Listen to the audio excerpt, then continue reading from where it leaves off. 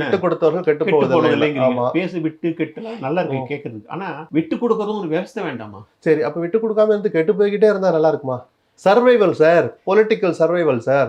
நீங்க அதையும் பார்க்கணும் சார். விட்டு கொடுக்காமயே போய் நம்மளுடைய கெத்த காட்டுவோன்னு 3 பொதுத் தேர்தல்ல 2 பேரும் சந்திச்சாங்க. சரி. 2 பேருக்கும் வெற்றி கிடைக்கல. எதிர்பார்த்த வெற்றி கிடைக்கல. இனிமேலும் அப்படி விட்டு கொடுக்காமயே போங்கன்னு சொல்றது என்ன அறிவுரை? என்ன நல்ல விதமான எதிர்பார்ப்பு? அரசியல்ல வெக்கத்துக்கெல்லாம் இடம் கிடையாது சார்.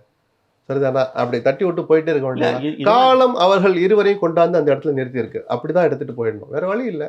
மக்கள் அதை பழகிட்டாங்கல்ல. எல்லா அணிக்குமே இந்த சங்கடங்கள் உண்டு. ஆமா.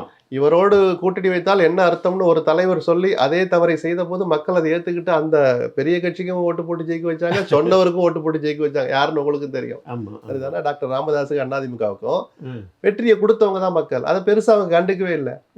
வைகோ பேசின பேச்சுக்கு இன்னைக்கு அவர் திமுக கூட்டணியில் இருக்க முடியுமா? ஆமா. கூடா நட்புன்னு கலைஞர் சொன்ன போது அறிவாலயத்துல வெடி வெடிச்சு கொண்டாடினா திமுக தொண்டை காங்கிரஸுக்கு எதிரா. இன்னைக்கு 2 பேரும் எங்க இருக்காங்க? ஒன்னா இருக்காங்க. சில சலசலப்புகள் இருக்கு. கடைசி செட்டில் அவங்க ஒன்னாதான். திரும்பி பார்த்தா யாராவது கூட்டணி நடிக்க முடியுமா? இதை நியாயப்படுத்தல. அரசியல் அப்படிதான். அரசியல் அப்படிதான்.